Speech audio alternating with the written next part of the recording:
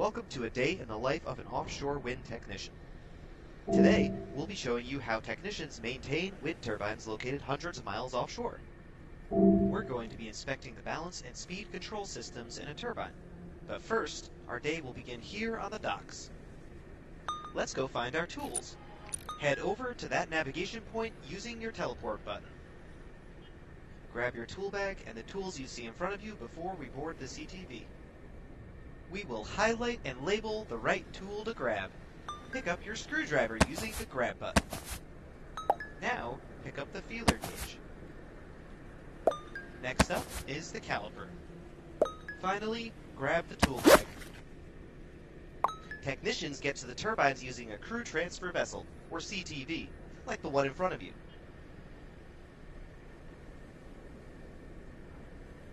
Looks like we're all set.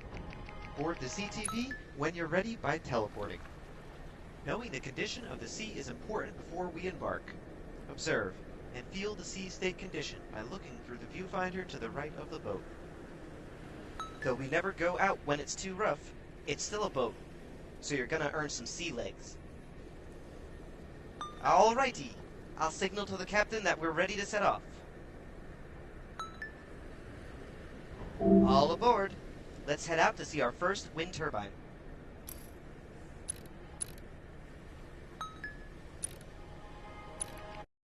We're going to climb up into the turbine. Move to the base of the ladder to begin. Step up to the ladder and don't forget to clip in. Use your grip button and grab a ladder rung to start climbing. Good job! Keep climbing and I'll meet you at the first platform.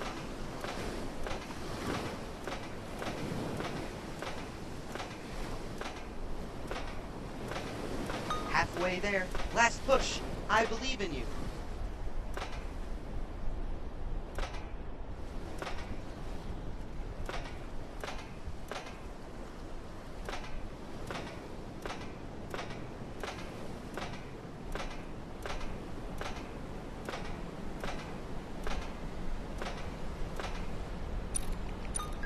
You made it. Now let's head up to the roof. Use this portal to get up to the roof.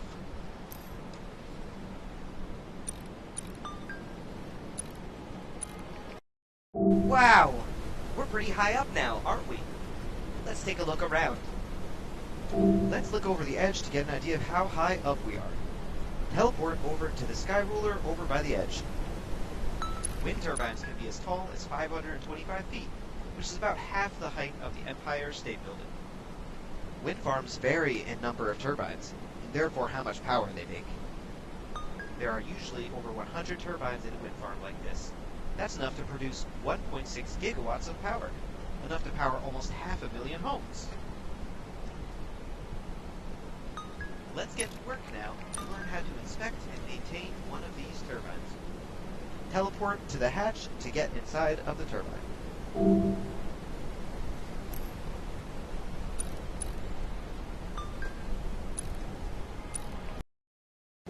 Okay, now that we're in the nacelle of the turbine, it's time to get to work. Your first task will be to inspect the brake pads. Find your teleport button to move to the highlighted location. The brake pads control the rotation speed of the turbine shaft, shutting down the rotation when necessary. They work kind of like a car brake would. With your feeler gauge equipped, measure the gaps between the brake pad and brake disc. Make sure there is an unobstructed 1 millimeter gap. Measure the other gap. Good job! Now we need to verify the turbine gear housing is properly balanced and secure. Find your way to the back of the right strut for your next task. Inspect the lower back right strut to make sure the spacers are in line with the gear housing footing. Using your caliper, make sure the gap between the footing and the tower structure is 7 millimeters. Looks good! Find your way to the front of the right strut. Caliper the front right strut footing to verify the distance at 7 millimeters. Same thing as before. Perfect. Head over to the back of the left strut. Make sure the spacers are flush and not sticking out. This can be a trip hazard, and we wouldn't want to be falling over here. Once again, Caliper the gap between the footing and structure to make sure it's at 7 millimeters. Now move to the front of the left strut. Caliper the lower front left strut to make sure the gap is exactly 7 millimeters, and make sure the bearing plates are all aligned. With all measurements at 7 millimeters and all bearing plates secured and aligned, we have verified the gear housing is balanced. Now move to the grease pot area. We need to validate the integrity of the turbine lubrication system. Inspect the grease box area to make sure the springs are attached.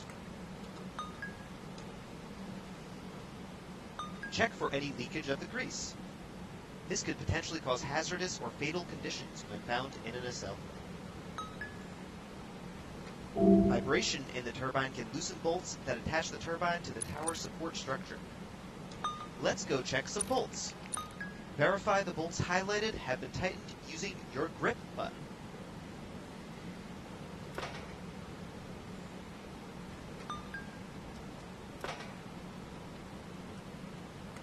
Almost there.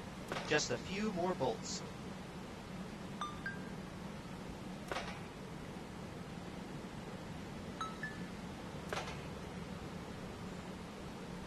With the turbine's balance and speed systems inspected and ready for the operation, let's feed the turbine power to the grid. Head back up and find your way to the high voltage cables. Once you get to the top of the ladder, teleport to the point located on the walkway. Woohoo! Follow me, and we'll go hook up some cables.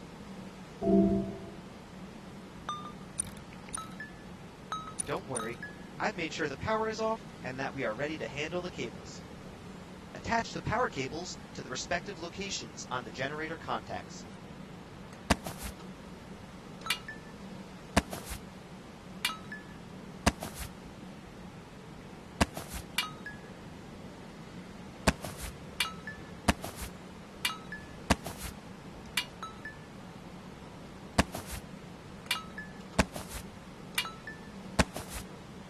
Teleport over here. This is the last set of cables we need to connect. Go you!